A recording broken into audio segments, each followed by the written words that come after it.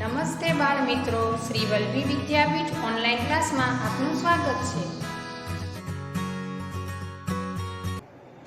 નમસ્કાર વિદ્યાર્થી મિત્રો. ધોરણ 11 વાણિજ્ય પ્રવાહ નામાના મૂળ તત્વોના પહેલા લેક્ચરમાં આપણે ભાગ 1 ની બ્લુપ્રિન્ટ અને પ્રથમ પ્રકરણ છે હિસાબી પદ્ધતિ એના તેના પારિભાષિક શબ્દોમાં પ્રસ્તાવના જોઈ હતી અને હિસાબી પદ્ધતિની વ્યાખ્યા જોઈ હતી. એ લેક્ચરમાં મેં તમને કીધું હતું કે આ હિસાબી પદ્ધતિના લક્ષણો, હેતુઓ, ફાયદા, મર્યાદા આ જોઈ લેજો. પણ મને એમ લાગ્યું કે થોડીક સમજૂતી આપી દઉં એ આશયથી આપણે આજે પહેલા હિસાબી પદ્ધતિના લક્ષણો, પછી હિસાબી પદ્ધતિના ફાયદાઓ, હેતુઓ અને મર્યાદાઓ ખાલી ઉપરછલ્લી જોવાની છે. ખાસ મહત્વનું છે આ પારિભાષિક શબ્દો. એટલે એ પારિભાષિક શબ્દ જે છે આજે 4-5 થઈ જશે, પછીના જે નેક્સ્ટ લેક્ચરમાં આવશે. તો જોઈએ હિસાબી પદ્ધતિના લક્ષણો. તો પહેલું લક્ષણ છે હિસાબી પદ્ધતિનું કે નાણાકીય લક્ષણ. અહીંયા હિસાબોમાં એવા જ વ્યવહારો નોંધવામાં આવે છે જેનું નાણાકીય મૂલ્ય હોય, એટલે કે એ વ્યવહારનું મૂલ્ય નાણામાં માપી શકાય. જેનું નાણામાં મૂલ્ય માપી ન શકાય એની અહીંયા નોંધ થતી નથી. દાખલા તરીકે કોઈ ગરીબ વ્યક્તિને, અંધ વ્યક્તિને હું રસ્તો ક્રોસ કરાવું, ગરીબ વ્યક્તિને જમાડું, તો એનું મૂલ્ય આંકી શકાય નહીં. અથવા તમે તમારા મમ્મી પપ્પા તમને કેટલો પ્રેમ કરે છે એનું મૂલ્ય આપણે આપી શકતા નથી. એટલે એવા વ્યવહારોની અહીંયા નોંધ થતી નથી જેનું નાણાકીય મૂલ્ય હોય, લક્ષણ હોય. એવા જ વ્યવહારો અહીંયા નોંધવામાં આવે છે. પછી નાણું છે એ ફેરબદલીના માધ્યમ તરીકે. તો એ નાણું છે ફેરબદલી કરે છે, એટલે કે આપણે કોઈ વસ્તુ લેવી હોય તો એ નાણું આપો એટલે મળે છે. કોઈ સેવા લેવી હોય તો પણ નાણું આપો તો તમને મળે છે. તમારે શિક્ષણ લેવું હોય તો તમે સ્કૂલમાં ફી ભરો એટલે તમને શિક્ષણ મળે છે. એવી જ રીતે કોઈ વસ્તુ લેવી હોય, સમજો કે ઘી લેવા ગયા તો ઘી જોઈએ છે તો તમારે નાણાં આપવા પડશે. એ કદાચ અત્યારે નહીં આપો તો પછી આપવાના થાય. ઉધાર વ્યવહાર, શાક, ક્રેડિટ તમારી હશે તો તમને મળશે, પણ એ ચૂકવવાના તો છે જ. એટલે ફેરબદલીના માધ્યમ તરીકે. પછી વ્યવહારોનું વર્ગીકરણ અને વિશ્લેષણ. આ નાણાંના માધ્યમથી આપણે હિસાબો રાખીએ એટલે એનું વ્યવહારોનું વર્ગીકરણ થઈ શકે છે, વિશ્લેષણ થઈ શકે છે. વર્ગીકરણમાં કેવું થાય કે વ્યવહારોના તમને પ્રકાર ખબર હશે. એક રોકડ વ્યવહાર, બીજો ઉધાર અથવા એને શાખનો વ્યવહાર કહીએ છીએ. અને એ સિવાય જોઈએ તો મિલકતના વ્યવહારો, લેણાના વ્યવહારો, દેવાના વ્યવહારો, ખરીદીના વ્યવહારો, વેચાણના વ્યવહારો, આવા ઘણા બધા પ્રકાર પડે છે. તો એના ઉપરથી વર્ગીકરણ અને વિશ્લેષણ થઈ શકે. વિશ્લેષણની વાત કરીએ તો વર્ગીકરણ કર્યા પછી આપણને ખબર કેમ પડે કે ભાઈ શું છે એનું વિશ્લેષણ કરવું હોય તો એ રીતે અહીંયા ખ્યાલ આવે છે. સમજો કે કોઈ વ્યક્તિનું બ્લડ પ્રેશર માપવામાં આવે 120/80 હોય તો એ માપવાથી કઈ ફેર નથી પડતો, પણ એ આપણને એનું વિશ્લેષણ ખબર પડતી હોય તો ખ્યાલ આવશે કે ભાઈ 120/80 છે એટલે એનું બ્લડ પ્રેશર એટલે કે લોહીનું દબાણ બરોબર છે.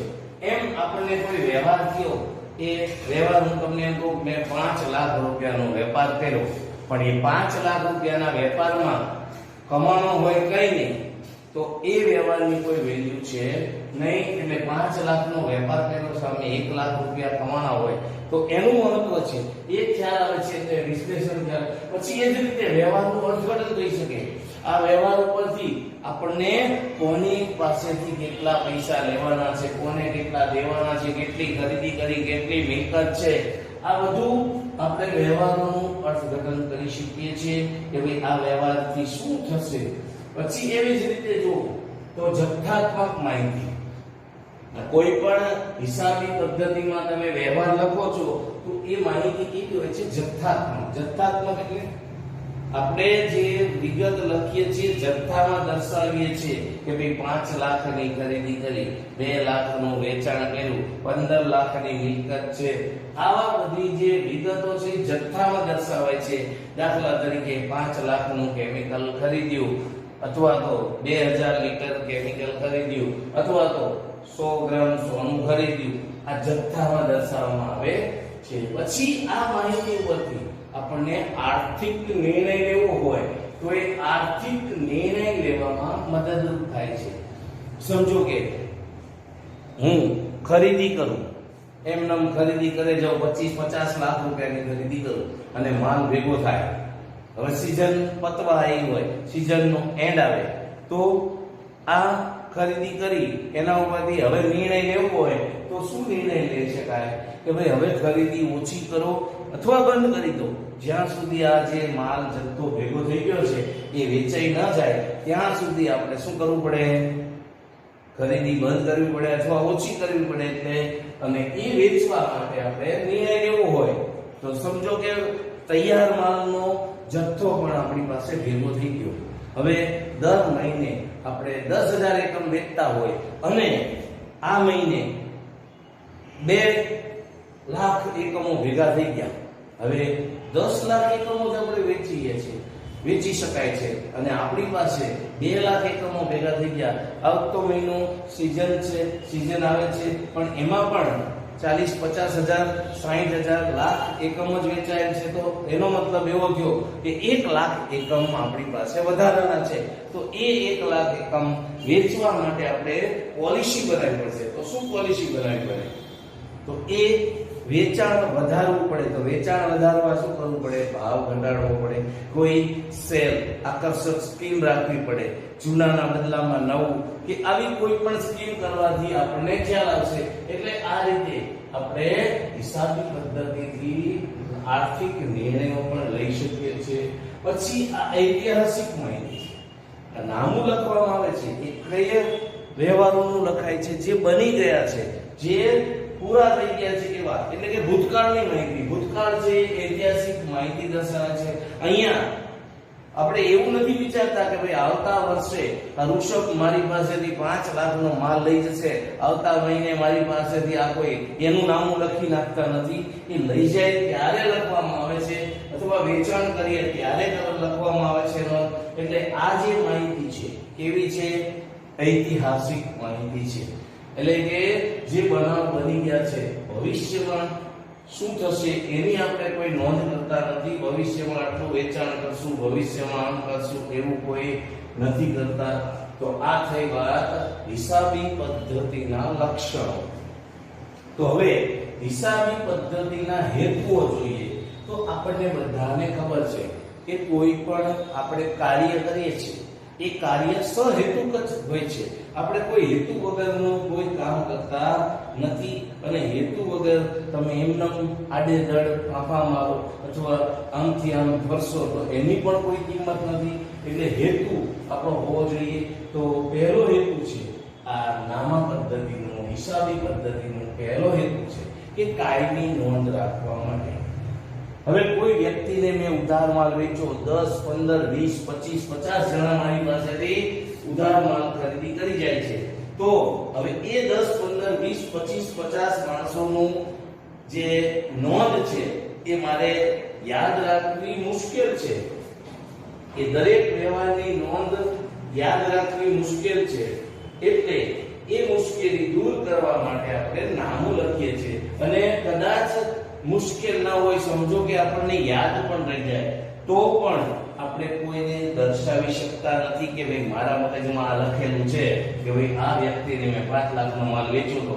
તો એ આપણે કોઈ બહાર દર્શાવી શકતા નથી. એટલે કાયમી નોંધ રાખવા માટે તમે જૂની એક કહેવત છે, લખેલું વંચાય. એટલે કે લખ્યું હોય ને એ વંચાય, બોલેલું હોય ભૂલી જવાય.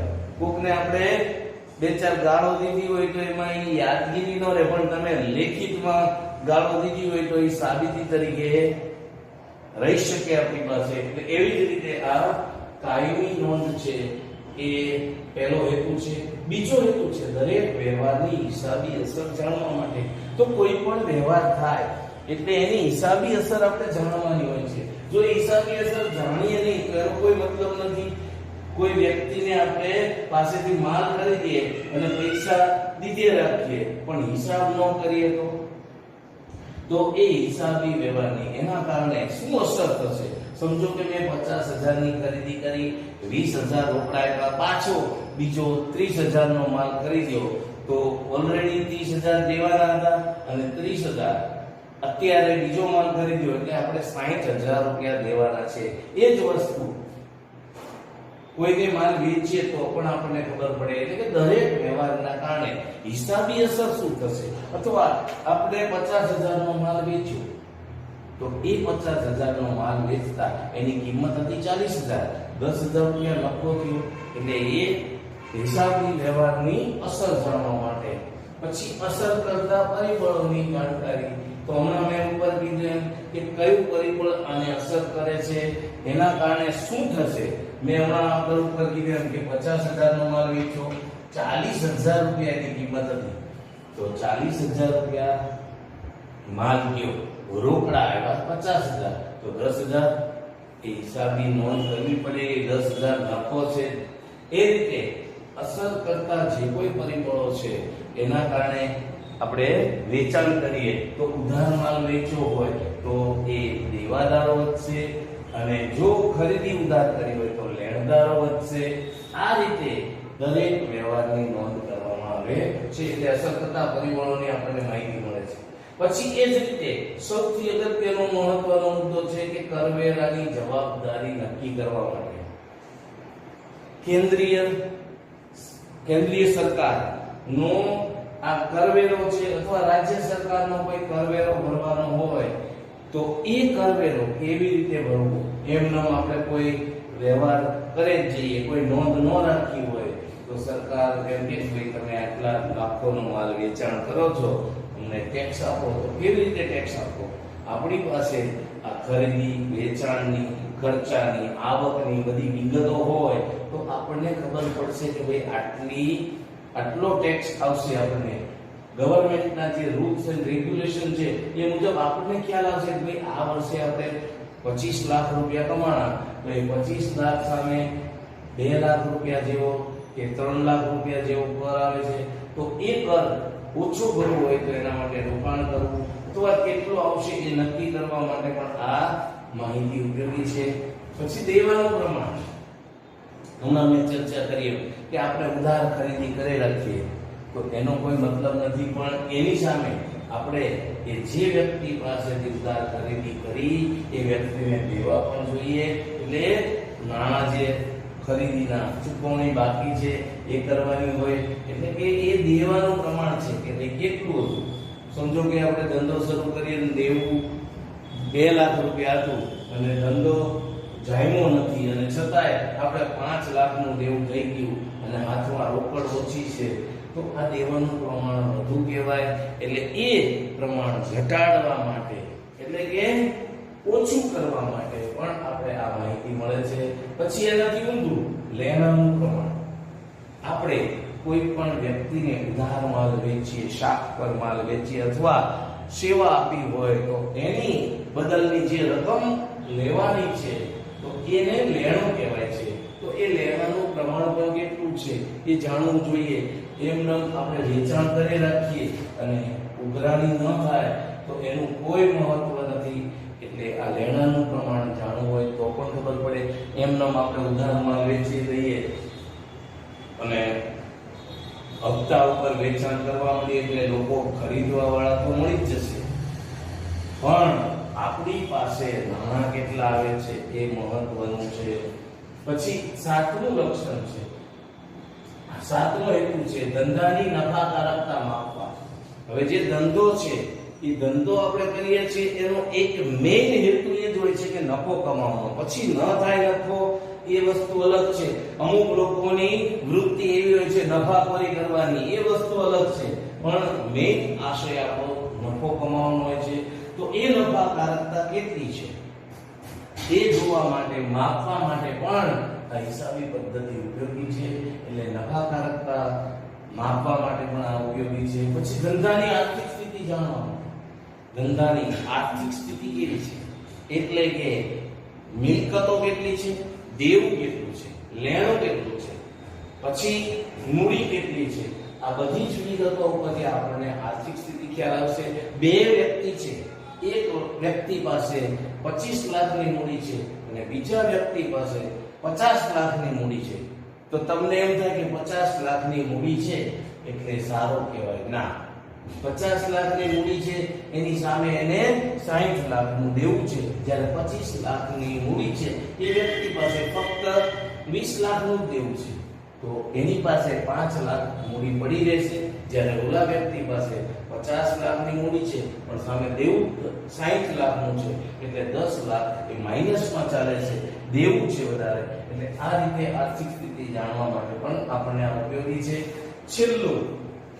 છેલ્લો હેતુ છે કે ભૂલો અને છેતરપિંડી શોધવા અને રોકવા માટે. આપણે ધંધો કરીએ છીએ તો પહેલી વસ્તુ એ ધ્યાન રાખીએ છીએ કે આપણી ભૂલો ન થાય અથવા આપણને કોઈ છેતરી ન જાય અને આપણે પણ કોઈને છેતરીએ નહીં. તો ભૂલો અને છેતરપિંડી શોધવી હોય તો ક્યારે મળે? તમે હિસાબ રાખો તો. હિસાબ જ ન રાખ્યો હોય તો એમાં ભૂલ શું થઈ, છેતરપિંડી શું થઈ એ ખ્યાલ આવશે નહીં.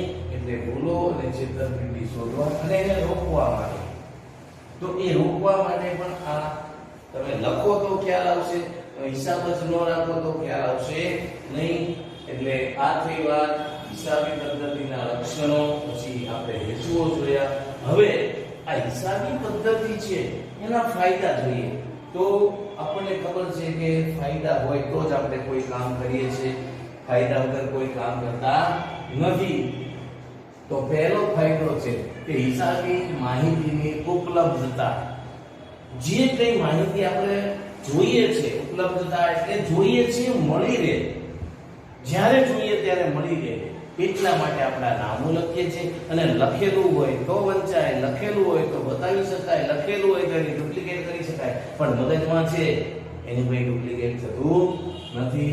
પછી નફાકારકતા જાણવા માટે, તો ધંધાની નફાકારકતા કેટલી ગઈ એ જાણવા માટે પણ હિસાબ રાખો તો ખબર પડે. એમને આવ્યા, વાપરા, ઉડાડ્યા, ખાધું પીધું, રાજ કર્યું તો એમ ખબર પડશે નહીં. એટલે ધંધાની નફાકારકતા જાણવા માટે પણ આ હિસાબી પદ્ધતિ ઉપયોગી છે. એ જ રીતે હમણાં જોયું કે આર્થિક સ્થિતિ, ધંધાની આર્થિક સ્થિતિ કેવી છે. 25 લાખથી આપણે ધંધો શરૂ કર્યો હોય અને 5 વર્ષ પછી દર વર્ષે આપણે 10 લાખ કમાતા હોય તો એ 10 લાખ રૂપિયા પાછા રોક્યા હોય તો 25 ને 5 વર્ષના 50 લાખ બીજા. એટલે જ્યારે આપણે મૂલ્યાંકન કરીએ 5 વર્ષ પછી તો આપણી પાસે ઓછામાં ઓછી આપણી આર્થિક સ્થિતિ કેવી હોવી જોઈએ કે 75 લાખ રૂપિયા તો હોવા જોઈએ. આપણને એમ દેખાય કે ભાઈ 2 કરોડ છે પણ સામે 1.5 કરોડનું દેવું હોય તો એ વસ્તુ ખોટી છે. એટલે આર્થિક સ્થિતિ આપણી જાણો. આર્થિક સ્થિતિમાં શું આવશે? કેટલી મૂડી, કેટલું લેણું, કેટલું દેવું, કેટલી મિલકતો, કેટલી ખરીદી કરી, આ બધી વિગતો આપણને ખ્યાલ આવશે. એટલે એના ઉપરથી આપણને આર્થિક સ્થિતિનો ખ્યાલ આવશે. પછી કરવેરાનું આયોજન. હમણાં જોઈએ કે ભાઈ આપણે કેટલા કરવેરા ભરવાના થશે. હવે માનો કે 2 લાખ રૂપિયા કરવેરા ભરવાના થાય, માર્ચ એન્ડિંગ આવે, આપણે ગણતરી કરીએ કે ભાઈ 2 લાખ છે, હવે એ વખતે આપણી પાસે 2 લાખ અવેલેબલ ન હોય તો ટેક્સ ભરવાનો થાય. એટલે એ આયોજન કરવું હોય તો પહેલેથી જ આપણે ખબર પડી જોઈએ કે ભાઈ 2 લાખ ટેક્સ આવે છે, દર મહિને 15,000 અથવા 20,000 અલગ મૂકી દો. એટલે 10-11 મહિના પૂરા થાય એટલે આપણી પાસે ઓલરેડી 2 લાખની આસપાસ 1.5 લાખ રૂપિયા ભેગા થઈ જાય. જો 20,000 મૂકો તો તમે 10 મહિનામાં જ 2 લાખ ભેગા થઈ જાય. એટલે 15,000 મૂકો તો 11 મહિના થાય એટલે 1,65,000 રૂપિયા ભેગા થઈ જાય તમારી પાસે. તો આ રીતે આયોજન હોય તમારું તો તમને કરવેરા ભરવામાં પણ કોઈ પ્રોબ્લેમ ન થાય. પછી છે ધંધાનું મૂલ્યાંકન. તો કોઈ પણ ધંધો હોય એનું મૂલ્યાંકન તો આપણે કરીએ જ છીએ. અને એ મૂલ્યાંકન કરવા માટે શું આપણે ધ્યાન રાખવું પડે? હમણાં મેં કીધું કે ભાઈ ધંધાની કેટલી મિલકત છે, કેટલું લેણું છે, કેટલું દેવું છે, આ બધું ધ્યાનમાં રાખવાનું. એટલી મિલકત ધ્યાનમાં રાખીને આપણે કોઈને ધંધો વેચવા જઈએ તો એમ કોઈ ખરીદશે નહીં અથવા જે આપણે જે ધારીએ છીએ કિંમત આવે નહીં. એટલે ધંધાનું મૂલ્યાંકન કરવા માટે પણ ધંધો કેવી રીતે કામ કરે છે, યોગ્ય રીતે કામ કરે છે કે નહીં. પછી નિર્ણય ઘડતર. કોઈ પણ આપણે નિર્ણય લેવો હોય તો એ નિર્ણય ઘડતરમાં પણ આપણને આ માહિતી ઉપયોગમાં આવે છે. હમણાં મેં કીધું કે બહુ માલનો ભરાવો થઈ ગયો હોય, આપણી પાસે સ્ટોક વધી જાય, તો આપણે એક નિર્ણય લઈ શકીએ કે ભાઈ હમણાં ખરીદી અથવા ઉત્પાદન ઘટાડી દો. અને બીજો નિર્ણય એ લેવાય કે ભાઈ વેચાણ વધારવા માટેના પગલાં લેવા પડે. તો એ સ્ટેપ છે એ આપણે વિચારવું પડે કે ભાઈ વેચાણ વધારવું છે કે ખરીદી ઘટાડવી છે. વેચાણ વધારવું હોય તો એના માટેનું વિચારવું પડે કે ભાઈ વેચાણ વધારવા માટે શું કરવું પડે. તો પહેલો વિકલ્પ છે કે કિંમત ઘટાડો, બીજો વિકલ્પ છે જાહેરાત વધારો, ત્રીજો વિકલ્પ છે કે તમે ઉધાર વેચાણ કરો. જો કેશ આપતા હોય તો તમે ઉધાર શાક પર વેચાણ કરો. એટલે આવા ઘણા બધા વિકલ્પો છે. આ રીતે આપણે નિર્ણય લઈ શકીએ. પછી પુરાવા તરીકે હમણાં મેં કીધું કે ભાઈ આપણે લખેલું હોય તો આ ચોપડા છે એ કોર્ટમાં કોઈ કેસ કરે તો એ પુરાવા તરીકે ચાલે છે. પણ લખેલું ન હોય એમ કહીએ આપણે જજ સાહેબને, વકીલને કે ભાઈ મારા મગજમાં છે એ લખેલું તમે જોઈ લો, તો એ જોઈ શકશે નહીં. એટલે પુરાવા તરીકે પણ અહીંયા ઉપયોગમાં લઈ શકાય છે. પછી ભૂતકાળની કામગીરી સાથે તુલના કરવા. તો ગયા વર્ષની, અગાઉના વર્ષની કોઈ પણ માહિતી છે, કામગીરી છે, એની સાથે આપણે તુલના કરવી હોય તો ક્યારે કરી શકીએ. આપણે આ હિસાબની માહિતી લખી હોય તો આપણી પાસે અવેલેબલ હોય તો માનો કે ગયા વર્ષે 50,000 રૂપિયા નફો થયો, આ વર્ષે 1 લાખ રૂપિયા નફો થયો, પણ સામે તમે 1 લાખ નફો થયો, સામે તમે મૂડી છે એ 3 ગણી વધારી હોય તો એ નફો પ્રમાણમાં ઓછો કહેવાય. એટલે એ કમ્પેરિઝન કરીએ ત્યારે આ પણ ધ્યાનમાં રાખવાનું છે. પછી નૈતિક અંકુશ. તો કોઈ પણ વ્યક્તિ ઉપર આપણે અંકુશ રાખવો હોય તો તમે આ લખાણ કરો એટલે એને ખબર પડશે કે આ અંકુશ રહે, કે ભાઈ આ વ્યક્તિ આ માહિતી અંકુશ રાખે છે અથવા આ કંટ્રોલ છે. એમનેમ તમે પૈસા આડેધડ વાપરે જાઓ, કોઈ હિસાબ ન રાખો તો માહિતી આપણને અંકુશ નહીં રહે માહિતી પર. પછી સુધારાત્મક પગલાં. તો આપણે કોઈ પણ પ્રોગ્રેસિવ સુધારાત્મક માહિતી જોઈએ તો એ સુધારાત્મક પગલાં પણ લઈ શકાય છે, કે જેને પ્રોગ્રેસિવ સ્ટેપ કહેવાય. કે આપણે કોઈ પણ સુધારો કરવો હોય ઉત્પાદનમાં કે એમાં, પછી હવે એની મર્યાદાઓ જોઈએ તો અહીંયા એની કોઈ મર્યાદા છે નહીં. મર્યાદા નામાપત્રની કોઈ નથી, પણ જો માણસ ભૂલ કરે તો છે. એટલે મર્યાદાઓ તમે જોઈ લેજો. હવે આપણે આગળ મહત્વનું પારિભાષિક શબ્દો છે સમજીએ. હવે સૌપ્રથમ શબ્દ છે ધંધાકીય વ્યવહાર. બે કે વધુ વ્યક્તિઓ વચ્ચે ધંધા માટે વસ્તુની કે સેવાની લેવડ દેવડ થાય, આપલે થાય, એને ધંધાકીય વ્યવહાર કહેવાય છે. આ ધંધાકીય વ્યવહારમાં બે પ્રકારના વ્યવહાર હોય છે. એક રોકડ વ્યવહાર અને બીજો છે શાખનો અથવા ઉધાર વ્યવહાર. તો ધંધાકીય વ્યવહાર એટલે એવા વ્યવહાર કે જેનું ધંધા માટે મહત્વ હોય, ધંધામાં જેની આપણે ગણતરી કરતા હોય એવા જ વ્યવહારો એટલે ધંધાકીય વ્યવહાર કહેવાય છે. એટલે આર્થિક વ્યવહાર એટલે કે જેનું મૂલ્ય નાણાંમાં માપી શકાય એવા વ્યવહારને આર્થિક વ્યવહાર કહેવાય છે. મેં તમને કીધું કે આર્થિક વ્યવહાર એ ધંધાકીય વ્યવહાર હોય છે અને જેનું મૂલ્ય નાણાંમાં માપી શકાય. તો એમાં પાછા જોયા કે રોકડ વ્યવહાર અને શાખનો વ્યવહાર એટલે કે ઉધાર વ્યવહાર. તો આ થઈ વાત વ્યવહારની. હવે ઉદાહરણ જોઈએ તો રોકડ વ્યવહાર એટલે કે જેની કોઈ પણ વ્યવહાર થાય એની ચૂકવણી તરત જ કરવામાં આવે. દાખલા તરીકે પલકને રૂપિયા 1000 નો માલ રોકડેથી વેચ્યો, તો અહીંયા મેં 1000 રૂપિયાનો માલ પલકને વેચ્યો છે, બદલામાં એ મને 1000 રોકડા આપે છે, એ વ્યવહાર રોકડ છે. આ જ વ્યવહાર શાખનો હોય તો શું આવશે? રૂપિયા 1000 નો માલ પલકને વેચ્યો, શાખ પર વેચ્યું એવું કે. તો અહીંયા આપણને અત્યારે માલ આપ્યો છે પણ રોકડા મળતા નથી, એટલે પછી આવશે. એટલે આ વ્યવહારને શાખનો વ્યવહાર કહેવામાં આવે છે. હવે બનાવ ઇવેન્ટ્સ જેને કહીએ છીએ, તો બનાવ એટલે ઘટના સ્વરૂપે ઓળખવામાં આવે છે. એટલે વ્યવહારના વ્યવહારમાંથી ઉદ્ભવેલી પરિસ્થિતિ એટલે બનાવ કહેવામાં આવે છે.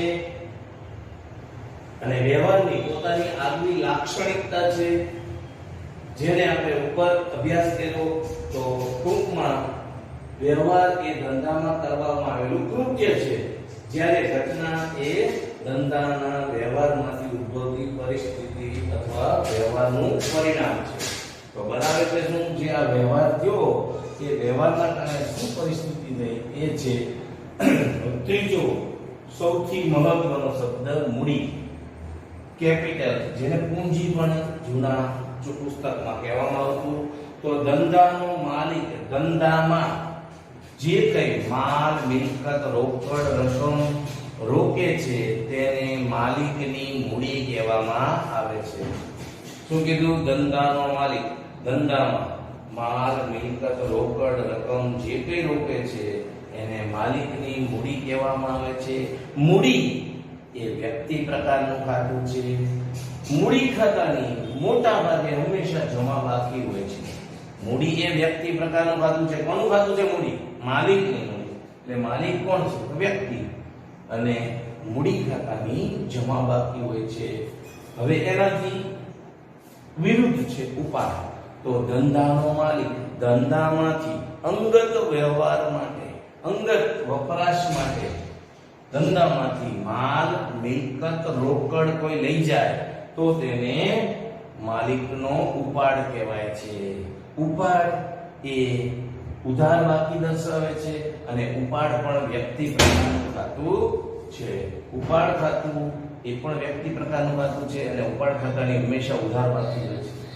ફરીથી, ધંધાનો માલિક ધંધામાંથી અંગત વપરાશ માટે માલ, મિલકત, રોકડ લઈ જાય તેને માલિકનો ઉપાડ કહેવાય છે, જેને ઇંગ્લિશમાં ડ્રોઈંગ શબ્દ છે. ડ્રો એટલે ઉપાડ. તો એ ઉપાડ ખાતું વ્યક્તિ પ્રકારનું ખાતું છે. ઉપાડ ખાતાની હંમેશા ઉધાર બાકી હોય છે. ઉપાડને કારણે મૂડીમાં ઘટાડો થાય છે. સમજો કે 5 લાખ રૂપિયાની મેં મૂડી રોકી ધંધામાં, પણ લાખ રૂપિયા એમાંથી માલ અંગત વપરાશ માટે લઈ ગયો અથવા રોકડા ઘર માટે 1 લાખ રૂપિયા લઈ ગયો તો મારી મૂડી 4 લાખ જ કહેવાય, કારણ કે 1 લાખ રૂપિયા હું લઈ જાઉં છું.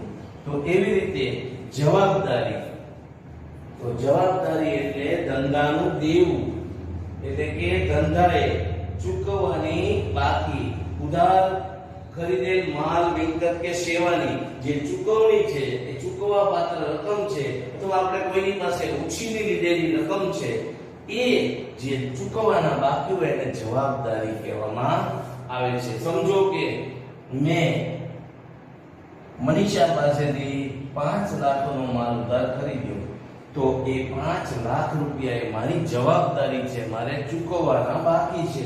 એટલે આ રીતે ધંધાએ કોઈ વ્યક્તિ પાસેથી, કોઈ પેઢી પાસેથી, કોઈ સંસ્થા પાસેથી માલ ઉધાર ખરીદ્યો હોય, ઉછીના નાણાં લીધા હોય, કોઈ સેવા લીધી હોય તો એ બદલ જે ચૂકવવાની કુલ રકમ છે એને જવાબદારી કહેવામાં આવે છે.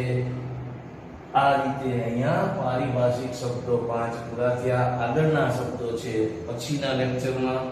ઘરે રહો, સલામત રહો.